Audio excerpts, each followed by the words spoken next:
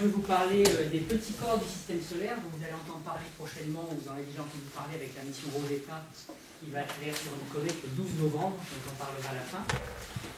Avant de parler de ça, je vous rappelle que je suis à l'extérieur de la Côte d'Azur. Mon bureau est face à la mer. J'ai l'occasion d'avoir certains d'entre vous au téléphone, donc maintenant vous voyez où je suis. J'ai cette vue-là, ce qui est quand même sympathique. Et je suis responsable du groupe de planétologie qui s'occupe en fait de comprendre comment les systèmes planétaires, donc le système solaire d'abord, puis aussi les exoplanètes, se forment, évoluent. Et donc, parmi les corps du système solaire, on a donc les petits corps, on va voir qu'ils peuvent nous donner des renseignements sur justement la façon dont les planètes se sont formées. On est aussi à l'origine du modèle de Nice. Alors, je ne le représenterai pas aujourd'hui. Alessandro Morbidelli recevra un prix ce soir, le prix Lépine à Nice, justement puisqu'il était le père de ce modèle qui a permis de comprendre en gros l'architecture actuelle du système solaire, pourquoi les planètes sont là où elles sont. Donc c'est un modèle qui prend l'appellation du modèle de Nice, qui dit en anglais le Nice model, alors on peut dire the Nice model. Et puis comme je suis responsable de l'équipe TOP pour nourrir observation planétologique, c'est le top modèle. Alors, ce qu'on va faire, c'est qu'on va partir depuis les débuts du système solaire, donc il y a 4,56 milliards d'années, donc c'est il y a très très longtemps, hein. 1 milliard, on se représente mal ce que c'est, mais si vous prenez 1 milliard de billes et vous en comptez une chaque seconde, évidemment ça fait 1 milliard de secondes, mais combien ça fait intuitivement? Il faut 32 ans pour compter 1 milliard de billes sans manger, sans boire. Donc c'est quand même très gros, 1 milliard. Donc là on a 4,56 milliards d'années, et notre système solaire était en fait un disque de gaz et de poussière donc, qui tournait autour du Soleil. Et c'est en fait dans ce disque de gaz et de poussière qui est au départ micrométrique que nos planètes se sont formées. Et ce que l'on sait par divers arguments et même les météorites, c'est que dans ce disque, Jupiter s'est formé très tôt, donc dans les 5 premiers millions d'années. 1 million d'années, c'est rien hein, par rapport à 1 milliard d'années. Et ensuite se sont formées les planètes telluriques qui, en moins de 50, une cinquantaine de millions d'années. Donc le challenge pour les théoriciens, c'est d'arriver à comprendre comment on peut passer d'un disque de gaz et de petites poussières en un système planétaire en un temps relativement court. Alors le système planétaire, c'est donc 4 planètes telluriques, elles sont proches du Soleil. On a la Terre, on a Mercure, Vénus, la Terre et Mars, qui sont telluriques, il fait chaud, donc les volatiles ne résistent pas. En revanche, à plus de 5 unités astronomiques du Soleil, donc 5 fois la distance Terre-Soleil, on a les planètes géantes, donc Jupiter, Saturne, Uranus, Neptune, Jupiter faisant 300 fois la masse de la Terre. Donc on voit qu'on a une hiérarchie des planètes plutôt rocheuses, petites, et plus loin des planètes plutôt grosses et gazeuses. Alors elles ont en fait toutes des anneaux. Les anneaux de Saturne sont les plus visibles, ils sont très étalés, mais ils contiennent en fait très peu de masse, et d'ailleurs souvent les anneaux de Saturne c'est comme le parfum d'une femme, c'est pauvre en masse mais c'est riche en informations. Et on a les planètes Uranus, Neptune un peu plus loin, Pluton ayant été déclassés. Pour vous donner une échelle de taille, parce qu'évidemment on a du mal à se représenter, donc voici ce que donne en fait notre Terre par rapport à Jupiter. Donc on voit qu'on a quand même une très grosse planète dans nos systèmes solaires. D'ailleurs, un des travaux qui ont été faits à Nice ont montré que Jupiter est venu à la distance de Mars du Soleil, au moment où il s'est formé, il a migré avant de repartir à sa distance actuelle. On appelle ça, ça fait partie du modèle de Nice d'ailleurs. Donc on voit donc ces planètes-là. Alors, Pluton tout petit, la Terre petite, vous voyez Jupiter. Maintenant on va mettre le Soleil, parce que c'est toujours rigolo de faire ça. Donc regardez bien, Jupiter est là. Si je mets le Soleil, Jupiter il est là. Ah oui, donc c'est quand même, le Soleil est énorme par rapport, il contient toute la masse en fait hein, du système solaire. 99% de la masse est dans le Soleil. Et les planètes finalement ne représentent pas grand-chose. Mais c'est encore mieux, parce que vous voyez le Soleil là, en fait il y a plein d'étoiles dans l'univers, il y a 200 milliards de galaxies qui contiennent 200 milliards d'étoiles, et notre Soleil c'est une étoile classique, normale, standard. Maintenant on va regarder une géante. Alors, donc je reprends parce que c'est toujours rigolo de faire ça. On voit Jupiter, on va voir Jupiter qui est là. Maintenant on va mettre Antares, mais vous voyez bien le Soleil. Hein. Hop, non c'est Arcturus, pardon, le Soleil il est là. Et Jupiter ça représente 1 pixel par rapport à enfin sur cette image. Mais c'est encore mieux parce que donc, vous voyez Arcturus qui est énorme par rapport au Soleil, qui était énorme dans l'image précédente. On va mettre Antares maintenant. Donc Arcturus est là. Et maintenant c'est Antares, Arcturus il est là. Et le Soleil c'est 1 pixel. Et donc les planètes c'est tout en dessous. Donc on a des objets absolument énormes dans l'univers. Ce sont des super géantes rouges qui vont d'ailleurs, une fois qu'elles finissent leur vie, terminer en trou noir. Donc vraiment c'est assez impressionnant de voir qu'on n'est vraiment rien, puisque même le Soleil lui-même n'est rien dans cette hiérarchie d'étoiles. Bon, on va redescendre vers le système solaire, on va retrouver notre petit Soleil ici, et donc on voit ici les planètes telles qu'elles sont maintenant sur leur trajectoire. Donc on a les planètes telluriques ici et les planètes rocheuses un petit peu plus loin. Alors on va essayer de comprendre comment tout ça s'est formé. Donc en fait, ce qu'on pense, c'est qu'au départ, notre système solaire, qui était donc un disque de gaz et de poussière, évoluait autour du Soleil, et en fait, c'est par interaction entre les petits grains qui rentraient en collision les uns les autres à très faible vitesse, parce qu'il y avait du gaz qui les freinait, eh bien ils ont pu se coller et s'agglomérer pour former des corps de taille kilométrique qu'on appelle des planétésimaux, puis à des corps de taille de quelques centaines de kilomètres, on appelle ça des embryons planétaires, taille de la Lune, de Mars, et pour les plus chanceux d'entre eux, eh bien, ils ont pu finir pour former des planètes, qui sont donc les planètes que l'on a actuellement. Donc en fait, c'est ça, en gros, le scénario, c'est qu'il y a dû y avoir une croissance par collision, et une fois que les planètes ont été formées, eh bien, on a donc ces planètes qui évoluent. Alors, je n'ai pas le temps d'entrer dans ces détails, mais dans ces phases, en fait, les planètes ont migré, il y a eu des effets de migration, de mélange, on verra vers la fin quelles en sont les conséquences, mais au final, on a abouti à un système solaire bien hiérarchisé. Mais simplement, une fois que les planètes ont été formées, évidemment, il y avait de la matière, hein, c'est 300 fois la masse de la Terre là, on avait Mars là, donc tous les objets restants qui évoluaient, eh bien, ont eu leur vitesse, qui ont augmenté du fait des attractions gravitationnelles de part et d'autre dans ce système. Et au lieu que les collisions soient des collisions qui permettent de faire croître des corps, donc des agglomérations, eh bien, elles vont commencer à détruire et à faire des événements assez violents. Et l'un d'entre eux, le premier, c'est en fait la formation de la Lune, puisque la Lune, en fait, c'est le satellite de notre Terre, et Buzz Aldrin, avec qui j'ai fait une conférence à l'occasion du 40e anniversaire du premier homme sur la Lune, eh bien, a ramené des échantillons, et grâce à ça, on a pu essayer de contraindre comment la Lune avait pu être formée. Et au final, le scénario qui semblait respecter le plus des contraintes de la Lune actuelle, c'est une collision d'un objet de la taille de Mars avec la Terre à la fin de sa formation. Et ça, c'était un scénario au départ imaginé, où un objet tapait dans la Terre, et les débris qui restaient de cette collision pouvaient s'agglomérer et former la Lune. Alors ça, c'était un scénario envisagé, encore fallait-il le prouver, et grâce aux ordinateurs très puissants et puis à la compréhension du phénomène des collisions, on a pu le démontrer numériquement, puisqu'ici vous allez voir le résultat d'un calcul. Alors ce que vous allez voir là, chaque petit mouvement est le résultat de gros calculs.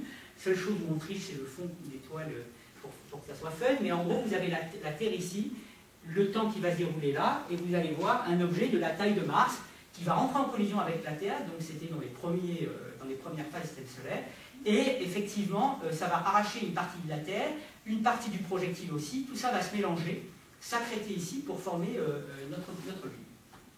Donc en fait, on arrive à reproduire précisément la Lune avec un impact d'un objet de la taille de Mars avec la Terre, et ça, ça montre bien que les collisions ont commencé à être vraiment importantes une fois les planètes formées. Alors la Lune, d'ailleurs, une fois formée, elle nous a gardé la trace des impacts depuis les 4 derniers milliards d'années. C'est le meilleur témoin finalement de l'histoire collisionnelle du système solaire, et même l'histoire des collisions sur la Terre, puisqu'en fait la Terre subit les mêmes taux d'impact plus ou moins que la Lune. Simplement la Lune, elle n'a pas de tectonique des plaques, elle n'a pas d'eau, elle n'a pas d'atmosphère, donc elle reçoit tout, et elle garde la trace de tous les phénomènes qu'elle a reçus. Tous les cratères ici sont les cratères jusqu'à les plus anciens. Donc on a un enregistrement de l'activité collisionnelle, et c'est grâce notamment à ça qu'on a pu évaluer les fréquences d'impact avec les planètes, puisqu'on peut dater les terrains en fonction du nombre de cratères et estimer le nombre de projectiles qu'il a fallu au cours du temps pour former ces cratères. Donc finalement, la Lune nous renseigne sur toute cette activité d'impact qu'il y a eu, puisque sur Terre, on a énormément d'eau, quand ça tombe dans l'eau, ça fait plouf, on a l'érosion qui fait que les cratères ont tendance à s'effacer, on en a la trace de quelques-uns, mais c'est quand même la Lune qui nous renseigne le mieux.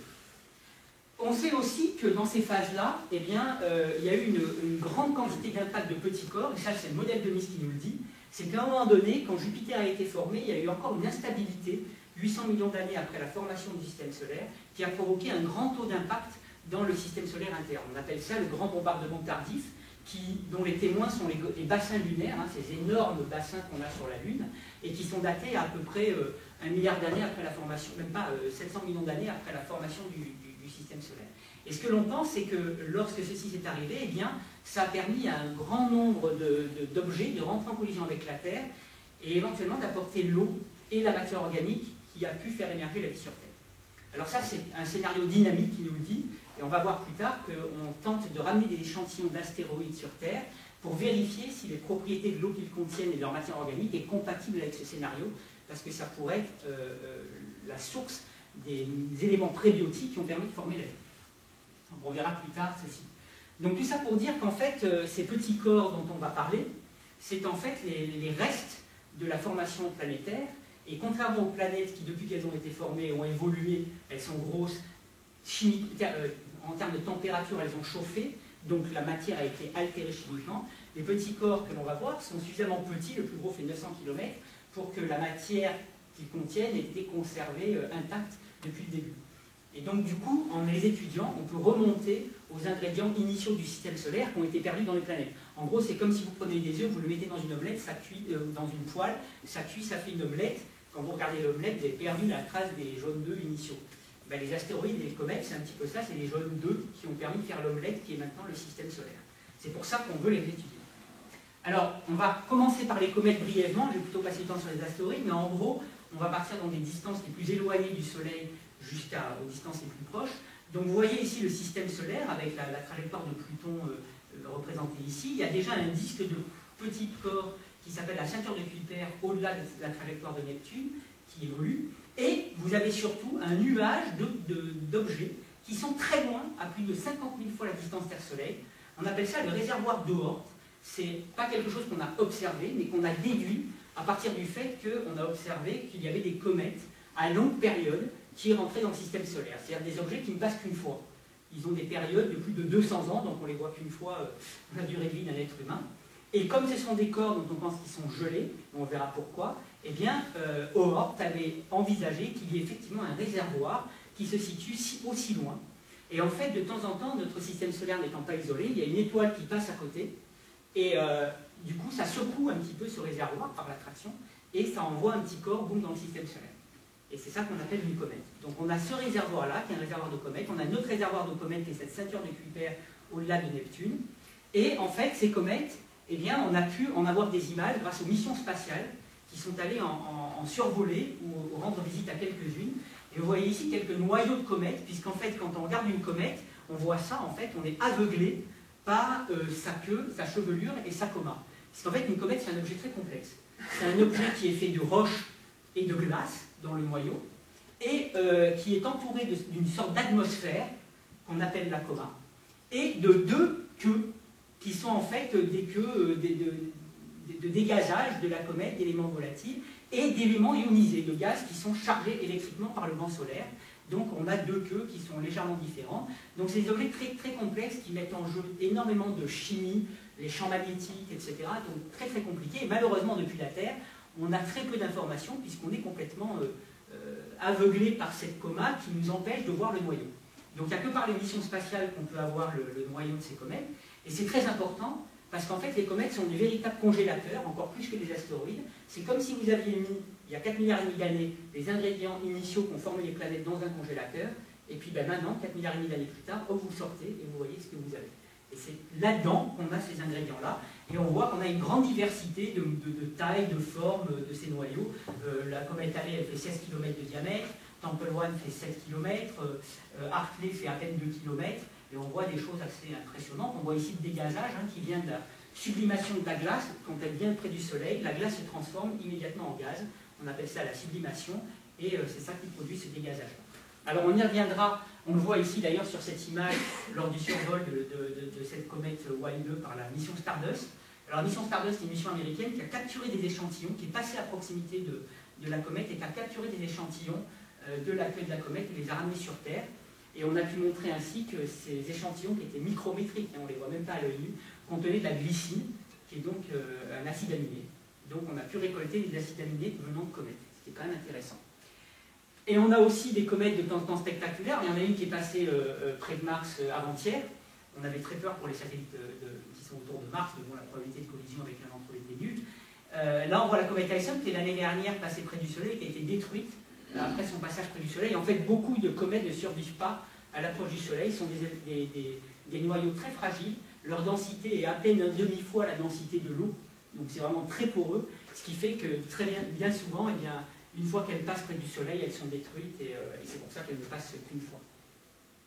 Alors après les comètes, on a les astéroïdes, donc que j'appelle l'ADN du système solaire parce que finalement ils ont gardé, d'ailleurs comme les comètes, mais simplement ils sont plus proches, donc plus accessibles pour les missions spatiales, ils ont gardé cette mémoire des compositions initiales du système solaire et des planètes qui sont simplement les briques restantes de la formation planétaire.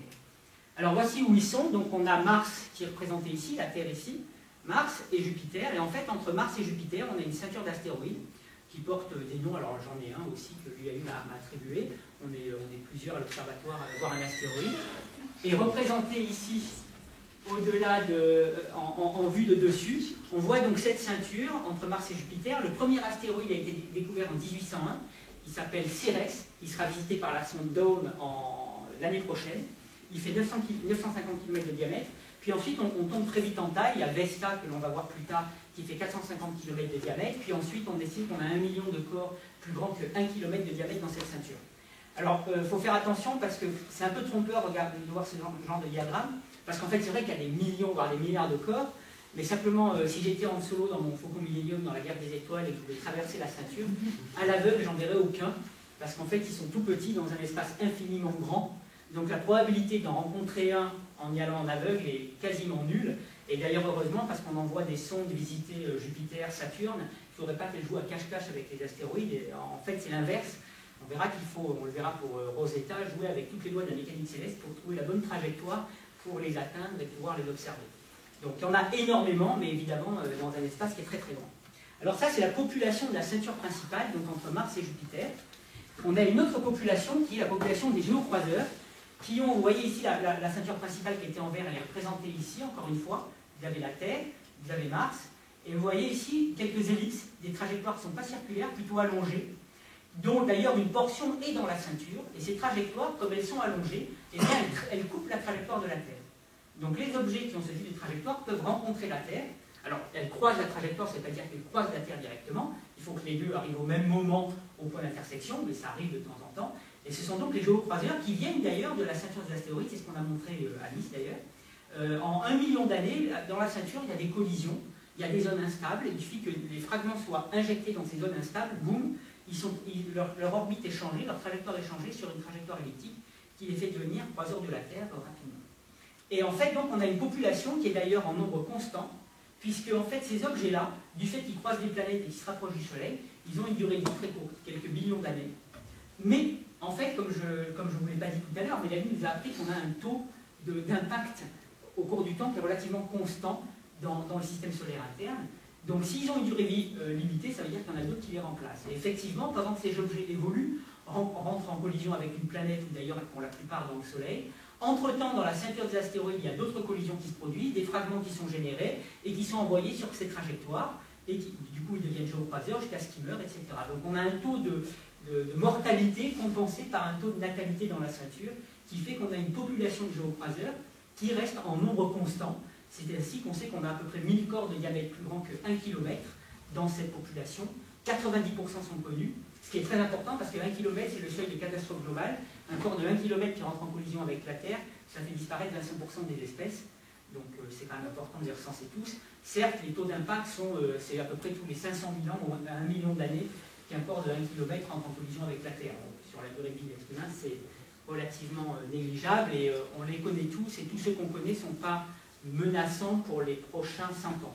On ne sait pas pour plus, parce que c'est comme la météo, les calculs ne sont pas précis après un certain temps.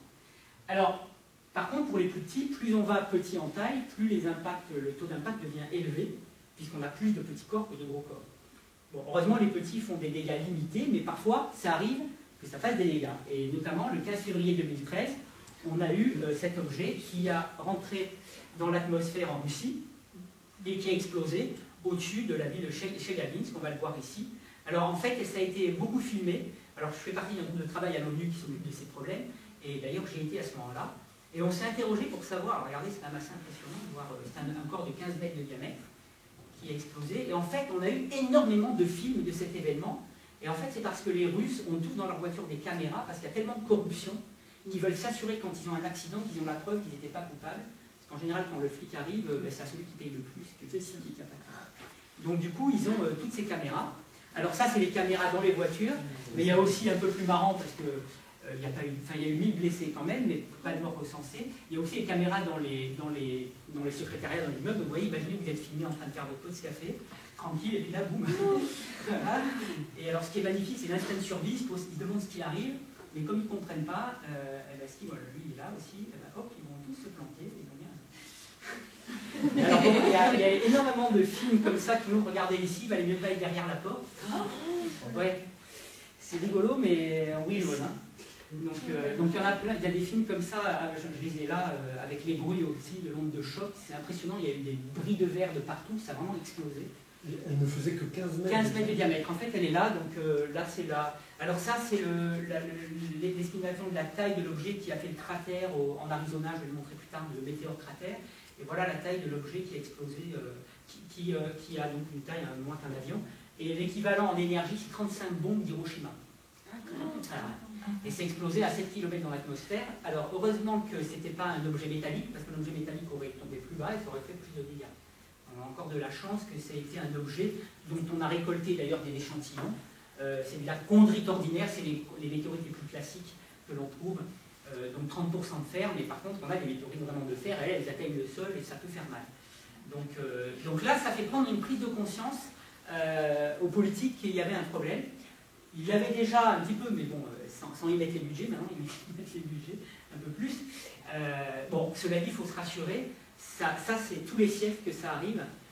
Pourtant, l'être humain est là depuis plusieurs siècles et on ne l'a jamais vu sur une ville ou une cité à part ici, parce que c'est tellement petit.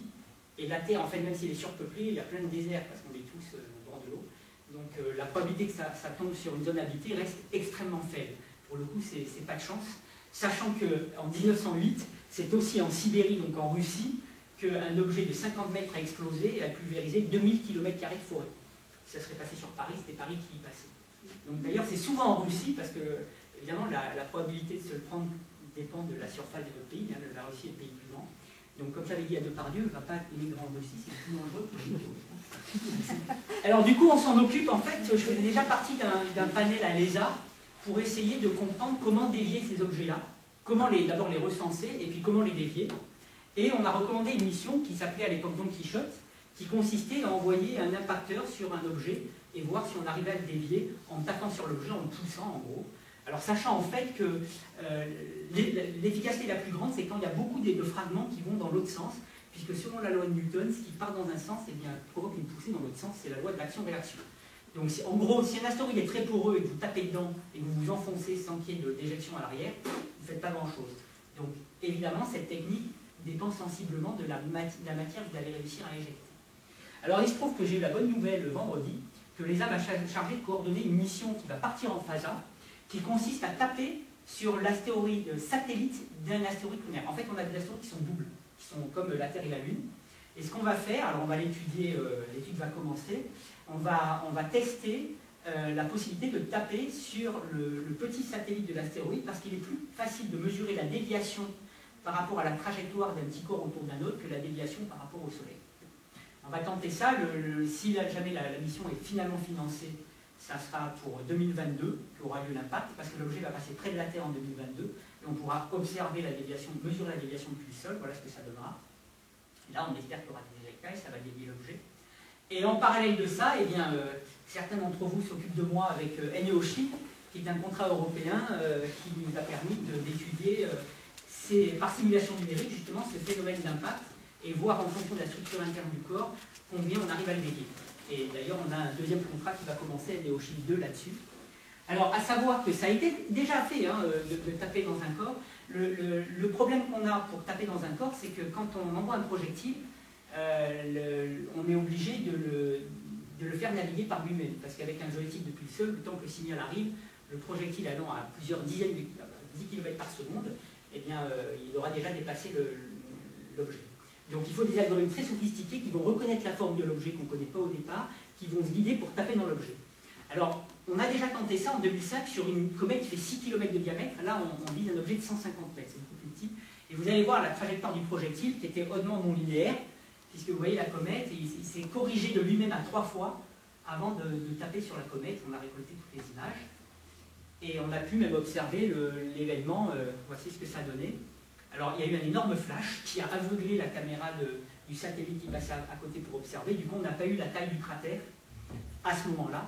Alors que l'idée aussi, c'était de valider nos simulations numériques. On a fait des prédictions de la taille du cratère en fonction de l'énergie d'impact, et ben, on n'a pas pu voir. Heureusement, il y a eu un retour d'une autre mission qui est passée quelques années plus tard pour voir le cratère. On le voit ici. Oups, plus. On le voit ici, les petites flèches jaunes. Et avec un collègue américain, on s'était battu à l'époque, on avait fait un article dans Ici Matin, il est venu voir parce qu'on se battait pour dire quelle serait la taille du cratère. Alors lui avait prévu 2 mètres, moi 50 mètres, et il fait 40 mètres. Donc, voilà. Alors le problème, c'est que, donc, comme je vous dis, il faut savoir de quoi est fait l'ennemi pour comprendre comment le dévier, et puis aussi on cherche à comprendre la composition de ces objets parce qu'ils nous renseignent sur les premiers stades du système solaire. Or, le problème, c'est que depuis le sol, un astéroïde, c'est ça. Vous voyez les étoiles, ça laisse une toute petite traînée parce qu'il bouge par rapport aux étoiles, mais il est tellement petit que, et comme il n'émet pas sa propre lumière, il ne fait que réfléchir la lumière qui vient du soleil, eh bien c'est extrêmement faible ce que l'on obtient depuis le sol. À partir de ça, au mieux vous pouvez en estimer une taille, mais il faut la connaissance d'un autre paramètre. Mais bon, vous pouvez déduire une taille par rapport à la luminosité qu'il vous envoie. Éventuellement une forme, si vous avez suffisamment de temps, vous allez avoir que la courbe de lumière de l'objet va varier pour en déduire la forme.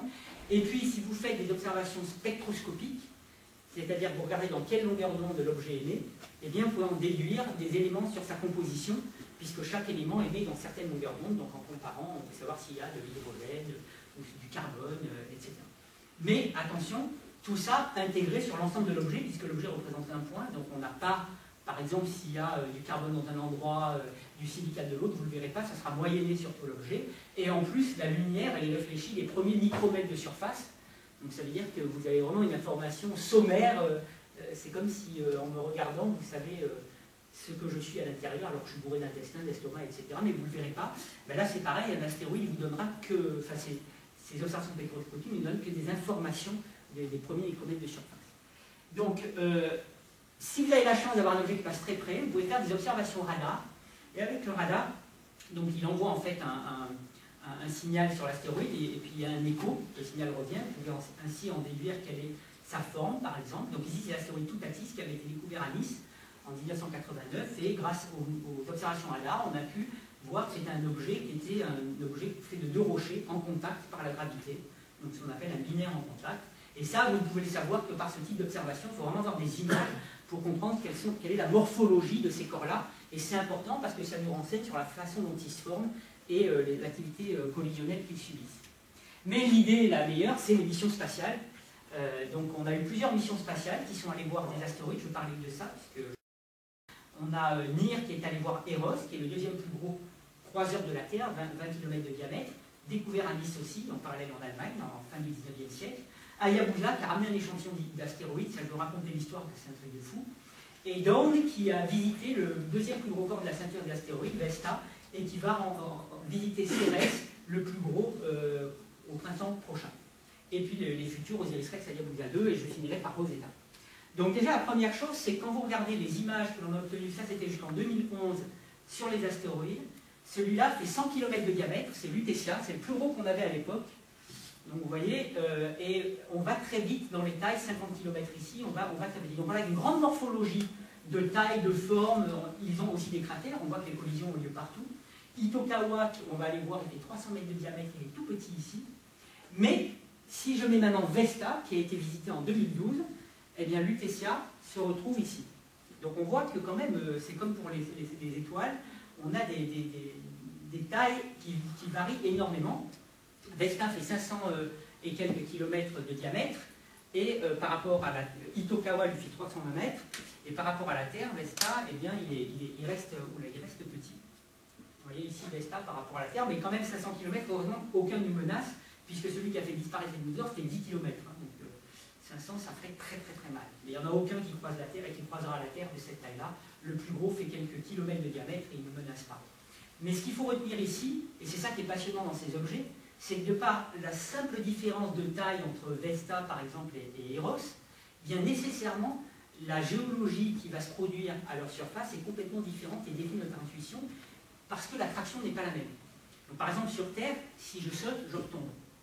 Sur Vesta, si je saute, ouais, je risque de retomber aussi selon comment je saute, parce qu'il est quand même encore gros. Sur Itokawa, si je saute, je ne retombe jamais. Parce qu'il est tellement peu attractif que tout mouvement est sensible. Donc ça veut dire quand ils subissent des impacts, quand ils subissent des restructurations, etc., selon leur attraction, le comportement de surface va être différent. Et ça c'est très intéressant, et ça nous explique aussi pourquoi ils sont si différents les uns des autres, parce qu'ils ont aussi des tailles différentes, et donc la matière s'exprime différemment. Et d'ailleurs ce qu'on essaie de faire, on fait des simulations numériques pour comprendre comment le comportement de la matière à leur surface, qui est très souvent du sable, eh bien, s'effectue en fonction de la gravité locale. Et on s'aperçoit qu'on a des choses très différentes si on a peu de gravité par rapport à si on a un peu plus de gravité. Et pourquoi ça c'est important? C'est parce que quand on envoie des missions spatiales qui veulent atterrir sur un corps, on a intérêt à savoir comment la surface va réagir pour être sûr que, par exemple, un atterrisseur va rester sur la surface comme pour Rosetta. Et alors encore pire, un astronaute, parce que si Bruce Willis avec son marteau-piqueur il va sur un astéroïde, dès que le marteau-piqueur se met en route, il se retrouve vers Pluton. Alors on va aller voir un petit corps d'abord qui est sympa, c'est IDA qui a été survolé par la sonde Galileo qui en 93 est allé voir Jupiter. En général, quand on fait des missions qui vont, que ce soit vers Vénus, Jupiter, ou quoi que ce soit, on en profite pour gratuitement aller voir des astéroïdes.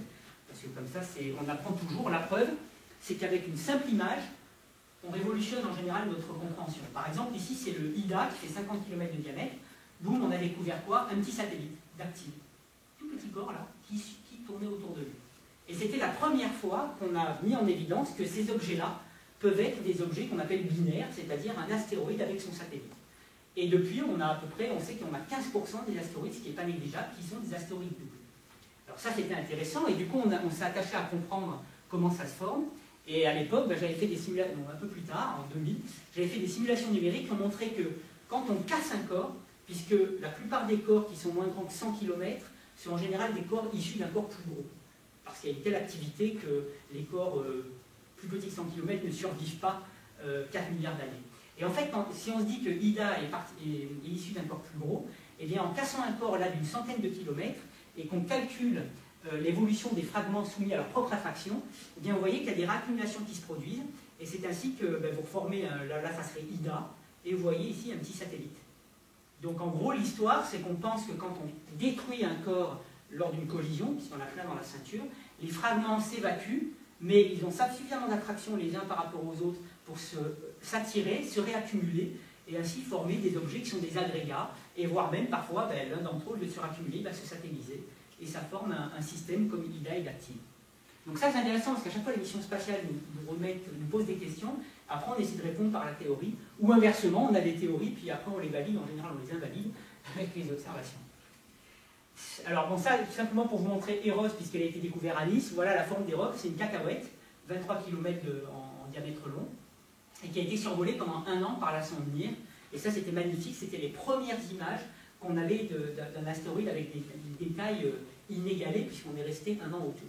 Mais surtout ce dont je vous parlais, c'est le Itokawa, parce que ça c'est une histoire fabuleuse, donc petit corps 320 mètres. Alors, il se trouve que j'ai participé à cette mission, c'était une mission qui est partie en 2003, vous voyez ici une maquette du satellite au centre spatial japonais, et qui est allée récolter des échantillons en novembre 2005. En fait, la sonde est arrivée en septembre 2005. Alors bon, pour une petite pause, l'avantage du Japon, c'est que vous pouvez aussi, parce que ça, ils y tiennent, vous mettre dans la culture, alors quand vous restez des mois là-bas, si vous n'allez pas au moins un jour voir une geisha, ils seront vexés. Donc je suis allé en voir 2 du coup. Et voilà, elles me servent, les couleurs d'automne magnifiques, les cerisiers en fleurs, c'est absolument magnifique. Alors on fait que bosser, mais je ne vais pas la jouer très sérieux. Vous voyez qu'aussi on sait aller faire, c'est partie de Social Relation au Japon. Bon, et alors en gros on fait aussi de la science, donc il y a eu la fusée qui est partie en 2003, et voilà ce qui devait se produire. Donc la fusée étant partie, l'idée de cette mission c'était un test technologique, parce que c'est une mission à très faible coût, 200 millions de $. Sachant que la même mission à l'ESA coûte 600 millions si on veut en faire une mission scientifique. Donc avec ça, on ne fait pas grand-chose. Donc du coup, ils voulaient tester des technologies. D'abord, la sonde a des moteurs ioniques, ce sont des moteurs électriques, un peu compliqués, mais qui sont là. Il fallait tester la capacité à ces moteurs de faire une mission interplanétaire. Et voilà partie.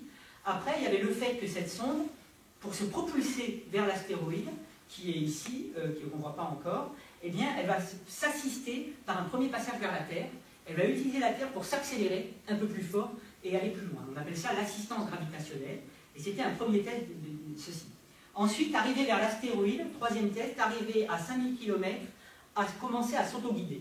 Ça veut dire que la sonde, une fois qu'elle arrive à 5000 km, elle va commencer à se pointer avec ses lasers et à faire un modèle de forme de l'objet, puisqu'on n'avait pas du tout la forme de l'objet au départ. Donc on la voit s'approcher, là elle commence à se guider. Et puis à bord, eh bien, il y a des algorithmes sophistiqués qui vont lui permettre de faire un modèle de la forme pour pouvoir s'approcher un peu plus. Donc ça, c'était la troisième chose. La quatrième chose, c'était la capacité d'arriver à prendre un échantillon à la surface, Alors pour prendre un échantillon, en fait, elle va d'abord déposer des marqueurs pour pouvoir mieux se positionner, parce que là on arrive très près de l'astéroïde, qui tourne sur lui-même, hein, etc. Donc c'est assez dangereux. Elle va, en fait, le suivre, elle ne va pas se mettre en orbite, et après elle va essayer de reconnaître des sites pour aller récolter un échantillon. Je n'ai pas dit pour atterrir, parce que justement l'idée, alors elle voulait déposer un petit rover, mais je vais vous expliquer ce qui s'est passé après, parce qu'en fait tout ne s'est pas passé comme dans le film. Je vous préviens. Et là, donc elle devait arriver, en moins de 5 secondes, elle devait s'approcher du sol, lancer un petit projectile, alors on va le faire là, lancer un petit projectile à la surface, et le projectile fait un petit cratère, et on récolte les éjectats, hop, dans la capsule, hop, on les met dans la capsule, donc ça c'était le 4e test. Et enfin, après ça, on repart, et le 5e test, c'est une capsule de réentrée dans l'atmosphère, on rentre à plusieurs dizaines de milliers de km/h, avec un parachute, etc. Donc le test de rentrer dans l'atmosphère d'une capsule. Alors déjà quand elle est partie, au bout d'un mois, il y a eu une éruption solaire comme il n'y a jamais eu dans l'histoire du Soleil. Donc elle s'est éclatée la moitié d'un panneau solaire, elle a perdu un axe d'orientation, donc après un mois du départ, elle était déjà cul-de-jatte et borne. Donc c'était déjà un peu mal-barré. Ensuite, elle est arrivée vers l'astéroïde, et évidemment l'astéroïde, on pensait que ça allait être un truc tranquille, en fait, vous voyez, déjà on voyait une forme très allongée. Très allongée, on savait qu'il tourne sur lui-même en 12 heures, ce qui est relativement lent, donc on disait, bon ok, on va pas se le prendre quand on va approcher trop vite dans la figure, mais déjà c'est un peu plus compliqué pour la navigation. Alors quand on a eu les premières images détaillées, ça a été énorme parce que vous voyez tous les rochers qu'il y a, où est-ce que vous allez vous poser là-dessus? Sachant que tout est meuble, hein, puisqu'il n'y a pas de gravité, 300 mètres, c'est... À peine je fais ça, je ne retombe pas. Hein. La vitesse de libération, c'est quelques centimètres par seconde, donc c'est rien du tout. Et vous voyez les rochers qui sont gros, hein, là c'est une cinquantaine de mètres, donc c'est assez... Alors ça c'est quelque chose d'inattendu, puisque comme il n'y a pas de gravité, en principe il ne devrait pas y avoir autant de rochers, puisqu'ils ne devraient pas être là. Comment est-ce qu'ils se forment? Quand vous faites des cratères, les éjectats vont à une vitesse qui est plus grande que la vitesse d'attraction, donc logiquement, même s'ils venaient des cratères, ils ne devraient pas être là. En plus, il n'y a pas beaucoup de cratères. Donc, enfin, bref, on ne comprenait rien. Pour vous montrer la taille de l'objet par rapport à Tokyo ou Fuji, vous voyez ici la taille. Donc 500 mètres de diamètre, c'est le seuil de catastrophe régionale. C'est quelques centaines de milliers de bombes d'Hiroshima en termes d'énergie d'impact. Et ça c'est un pays ou un continent selon la vitesse d'arrivée qui y passe.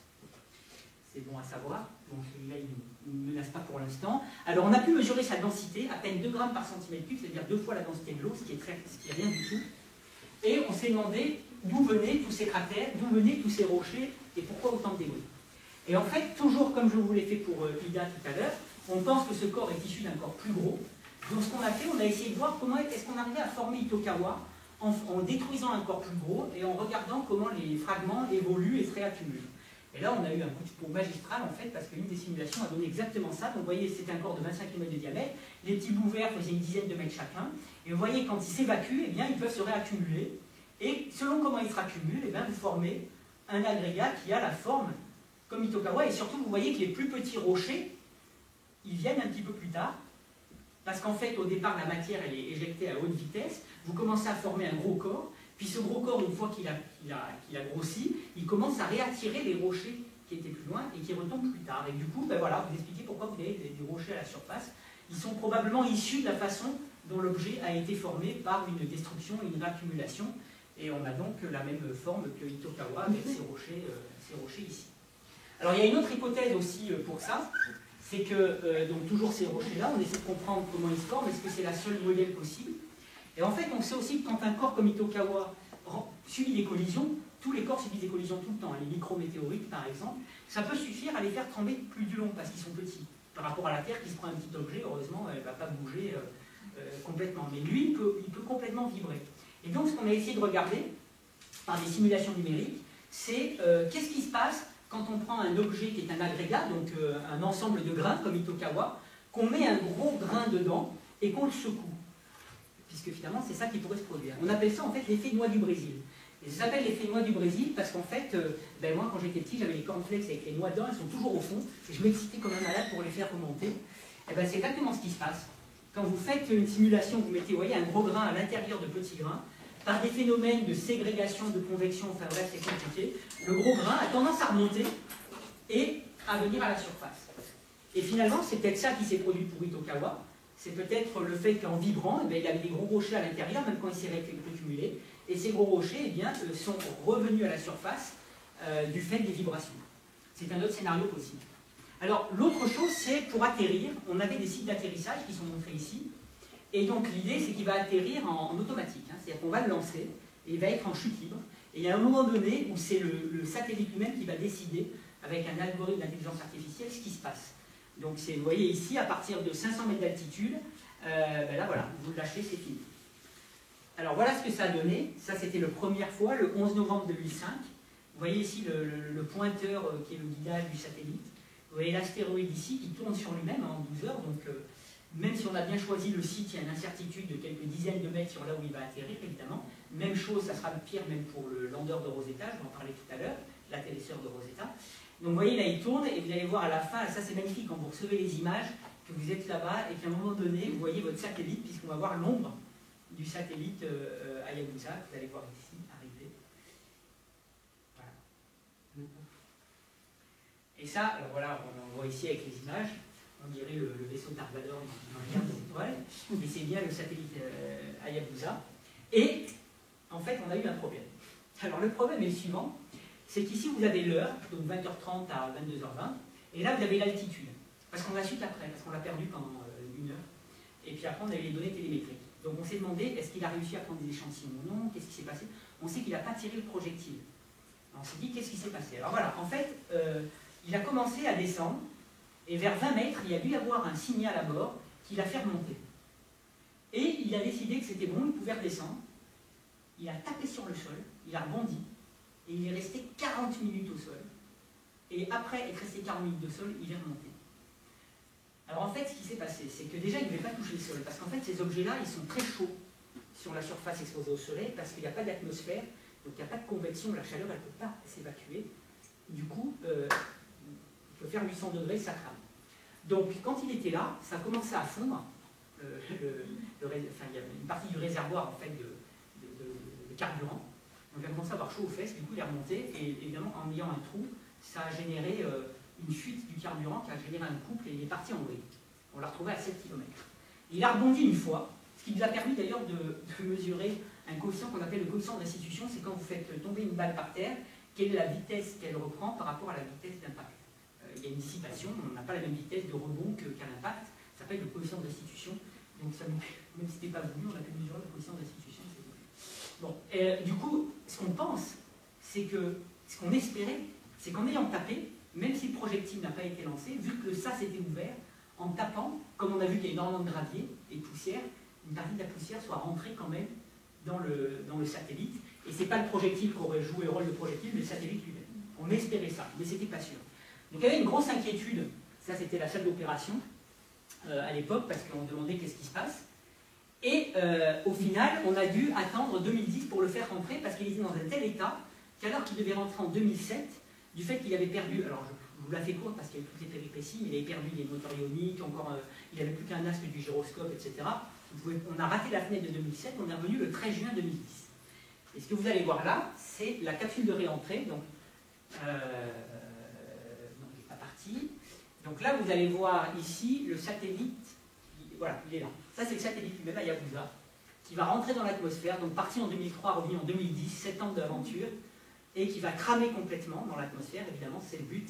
Et le petit point que vous voyez ici, c'est la capsule de réentrée, qui va, munie d'un parachute, atterrir dans le désert de Woomera, en Australie, et qui va être récoltée. Alors, petite quand même anecdote, parce qu'ils n'ont tellement pas eu de chance. Donc en fait, le désert de Woomera, c'est les aborigènes. Les aborigènes, il faut négocier avec eux, parce qu'ils ont des sites spirituels, et il faut faire attention. Donc ils ont négocié avec ils savaient à 1 km près où elle est tombée, donc chaque tribu a une parcelle du territoire. Donc si on a négocié avec cette tribu, ça a pris un temps fou, ils ont accepté de recevoir la capsule, c'était très bien. 2 mois avant l'arrivée, ça n'est jamais arrivé dans ce désert, il y a un nuage qui est arrivé ou une pluie, couvert d'eau, évidemment, comme on ne veut pas contaminer ce qu'il y a dedans, s'il y a quelque chose dedans, il a fallu renégocier avec une autre tribu aborigène pour pouvoir le mettre là où c'était sec, etc. Enfin, ça n'a pas arrêté. Les pauvres, ils ont été très patients. Et puis une autre petite anecdote quand même, c'est que le collègue qui est là, c'est un collègue japonais qui est très drôle. Et quand il a récolté, il dit, je crois que c'est sur sa page Facebook, il a mis on a récolté le canistère qui contient les échantillons. Malheureusement, je me suis fait piquer par un serpent, mais je survivrai, c'était une blague. Il se trouve qu'un officiel du gouvernement japonais a vu ça, et le lendemain, dans le journal national, un des membres du gouvernement s'est excusé auprès des héros qui avaient ramené à cause de la figure des serpents. Sauf que c'était une bêtise. Le type l'a pas su après, mais bon. Alors après, donc, il y a eu un grand succès médiatique. Le soir, la Claire Chazal du coin a fait le journal habillé en... Donc imaginez, en France, on n'aura jamais ça.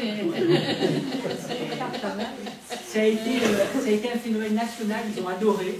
Et du coup, ils ont mis une présentatrice comme ça. Et la grande surprise, c'est qu'on a récolté des échantillons.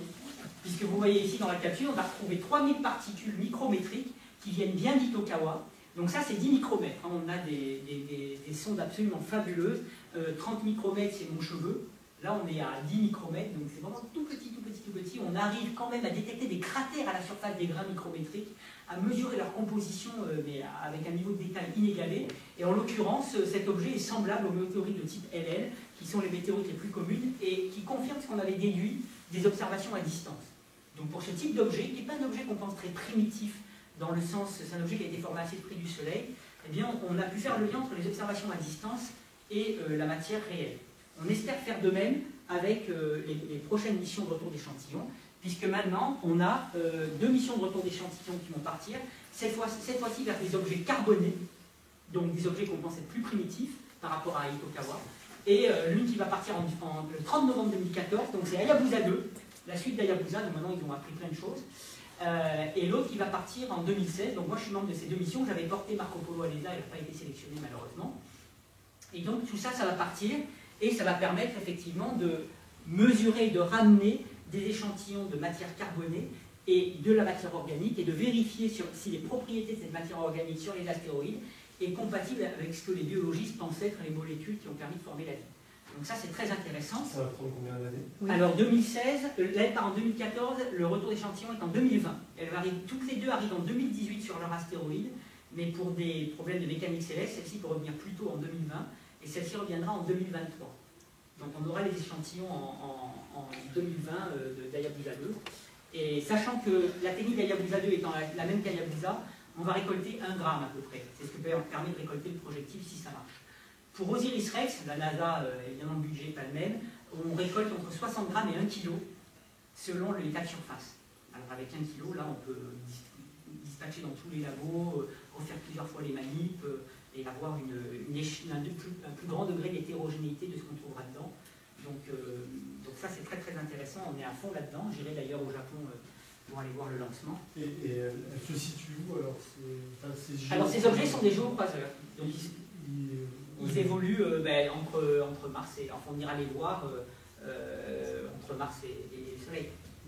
En fait l'idée c'est qu'il faut trouver les objets les plus accessibles depuis la Terre à moindre coût.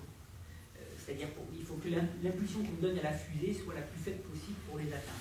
Après, en fait, une fois qu'on a donné l'impulsion, elle peut être n'importe où. Le problème, c'est que le temps d'une mission, c'est ça qui coûte, parce que les coûts d'opération, surtout à l'ESA, sont très élevés. Donc du coup, si vous rallongez d'un an la mission, ça vous coûte 50 millions d'euros de plus. Donc comme la sélection d'une mission dépend de son budget, par exemple pour les prochaines missions ESA, il ne faut pas dépasser 450 millions d'euros, même si vous avez des objets que vous pourriez atteindre en principe, vous essayez de trouver des objets et de faire des calculs qui vous permettent de faire la mission la plus courte possible parce que ça vous réduit les coûts. Donc c'est ça en fait. Et Marco Polo, donc tu disais. Donc Marco Polo n'a pas été sélectionné, on était en compétition. Non, on était en compétition avec 3 missions. On a été classé premier dans le Solar System Working Group de l'ESA, le groupe système solaire. Mais la mission Plateau exoplanétaire a été classée premier en astronomie. Mais comme Plateau était aussi évaluée dans le groupe système solaire, elle était classée 2e, alors que nous on n'était pas, celle qui est classée dans 2 endroits, elle est passée. Malheureusement, ça c'est les effets de la compétition. Mais bon, il y a quand même 2 missions de retour d'échantillons qui vont se produire, et ça va donner déjà plein de choses. Alors bon, je ne vais pas vous montrer le film d'Hayabusa 2, je ne vais pas le temps, je vais vous parler de Rosetta, parce que Rosetta, c'est une mission qui est partie en 2004, et qui est allé rencontrer une comète. Alors pour vous montrer un peu le genre de trajectoire qu'on fait faire, ça c'est assez fabuleux.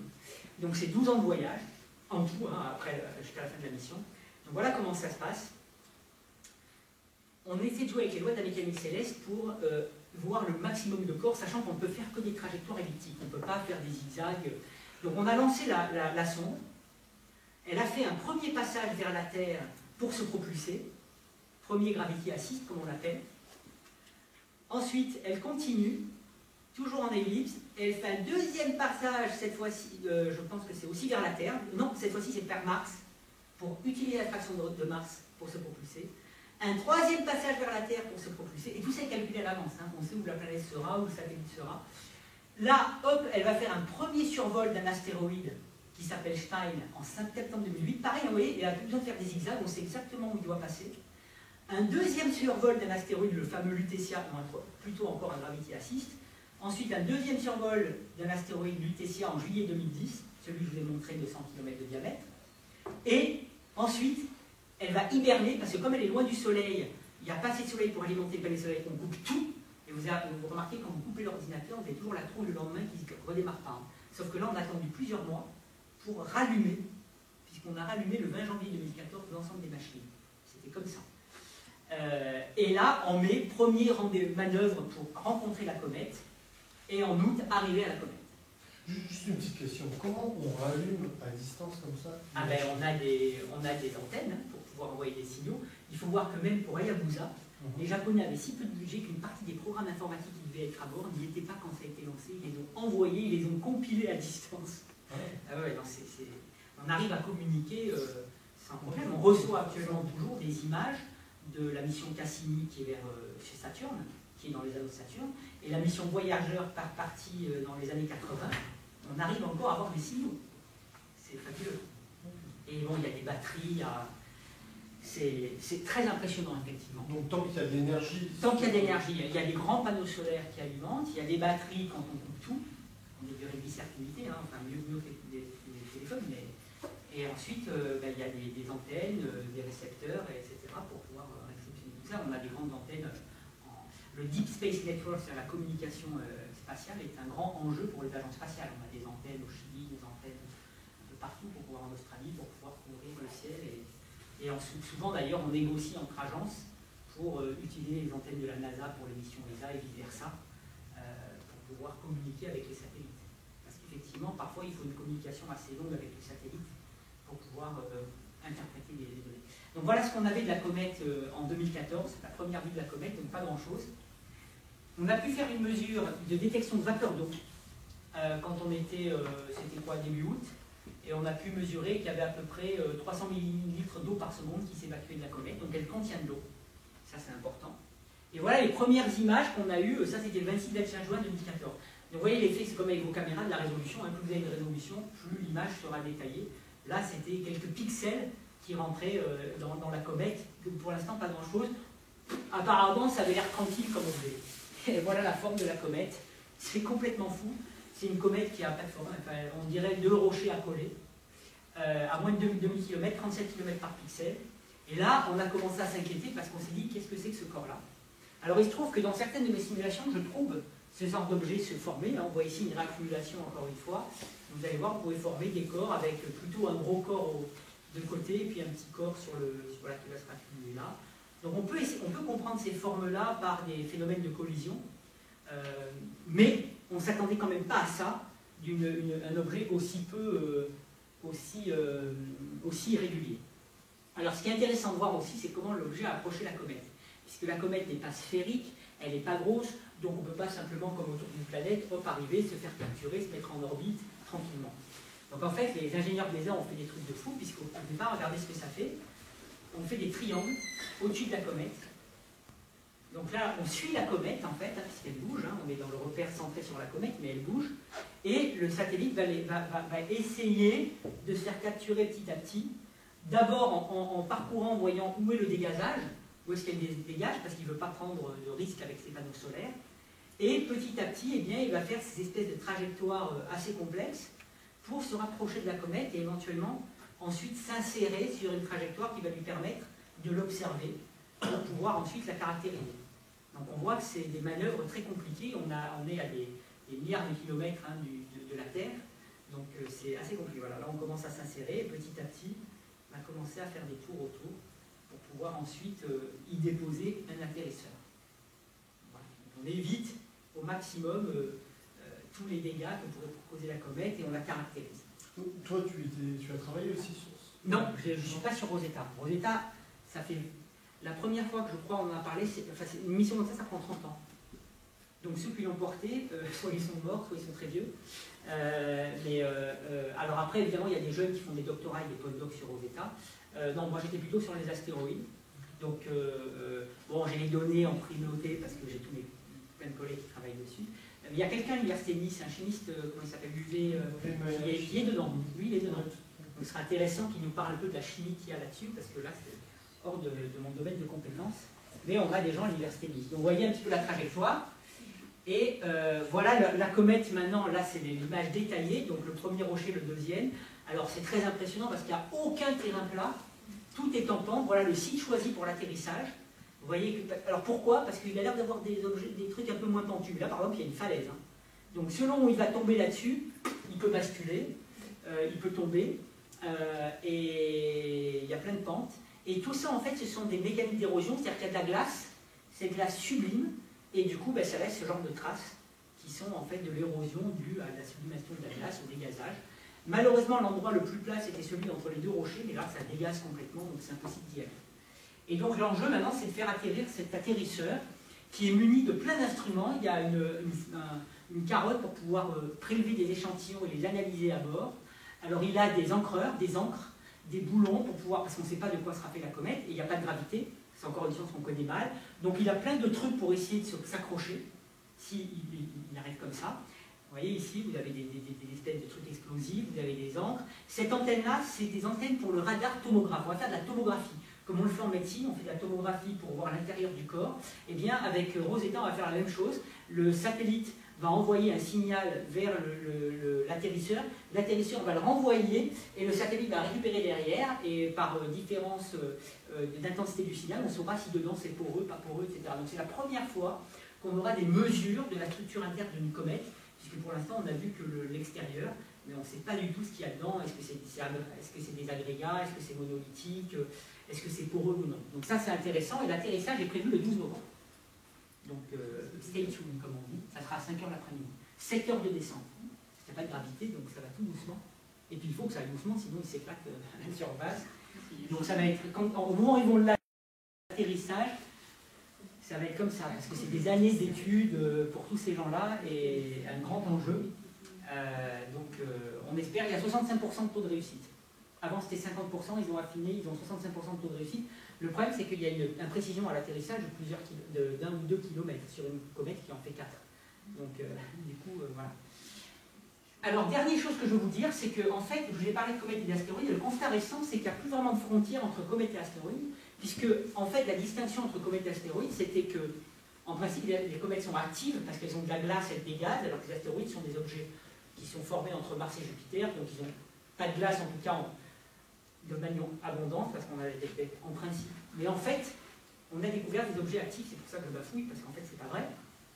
On a découvert des objets actifs. Vous voyez ici, ça sont des objets entre Mars et Jupiter, mais qui ont une activité de surface. Alors, on ne sait pas pourquoi ils sont actifs. Est-ce que c'est des impacts qui les rendent actifs? Est-ce que c'est vraiment du dégazage? Parce que la glace, elle n'est pas stable entre Mars et Jupiter à la surface. Elle ne résiste pas plus de 1000 ans. Par contre, il peut y en avoir à l'intérieur. Alors, si vous faites un impact et vous révélez la glace, elle peut effectivement produire ce genre de dégazage. Mais du coup, on ne sait plus comment les appeler. Est-ce que c'est des astéroïdes actifs ou des comètes de la ceinture? Il semble y avoir un continuum entre ces deux populations, plus aussi clair qu'on le pensait avant. Donc ça, c'est intéressant, et c'est d'autant plus intéressant que on va aller voir Cérès en 2015, printemps 2015, et l'année dernière, non, cette année, pardon, en janvier, on a découvert que Cérès lui-même est actif, il est égal. Donc ce gros corps de 950 km, il est en train de dégazer. On ne sait pas quoi, et on va avoir des images, donc pas seulement des mesures de ce qui dégage, on va avoir des images de Cérès au printemps 2015. Alors pour l'anecdote, je suis éditeur, rédacteur en chef du gros livre qui s'appelle Astéroïde 4, qui va faire le point sur toute la science des astéroïdes. Il y a 42 chapitres, toute la communauté est impliquée. Et ce que j'ai, parce que normalement l'University of Arizona Press doit le publier vers le avril-mai 2015, ce qui sera à peine juste après qu'on ait l'image. Donc j'ai contacté le PI, le responsable de la mission Dawn, pour dealer avec lui les premières images de Cérès pour les mettre sur la couverture. Mais en général, ils veulent les garder pour Science ou Nature, donc bon, c'est à voir. Mais, parce que j'aimerais bien avoir sur ce livre, sur la couverture, les vraies images et pas cette espèce de truc que Nature a fait, on dirait Mickey. Avoir vraiment le vrai corps, qui est le plus gros quand même de la ceinture des astéroïdes, qu'on appelle d'ailleurs une planète naine, mais qui est active. Donc ce qui nous attend pour 2015, j'en terminerai là, c'est, donc ça c'est passé, la comète est passée en Siding Spring près de Mars, mais là en 2015 il y a plein de trucs, parce qu'il y a déjà le 12 novembre 14 l'atterrissage de Philae, qui est l'atterrisseur de Rosetta, dont vous entendrez parler.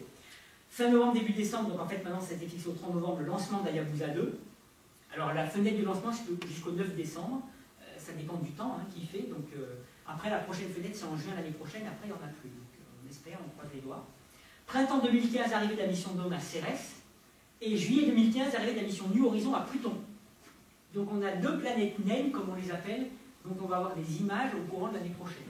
Et pour l'instant on n'a rien, à part des petites données par Hubble qui ont été faites, mais on n'a pas des images détaillées. Donc là on va voir ça, donc c'est ça va être riche en émotions. Donc finalement, pourquoi est-ce qu'on doit explorer ces restes de planètes? Alors je dis toujours que les comètes et les astéroïdes sont nos amis. Ils ont conservé la composition initiale du système solaire, ils ont créé la Terre, ils ont apporté l'eau et les minéraux, en tout cas c'est ce qu'on pense, on va le vérifier. Ils ont apporté le matériel chimique, ils ont tué les dinosaures, ça c'est très important, parce que sans l'extinction des dinosaures, on ne serait pas là.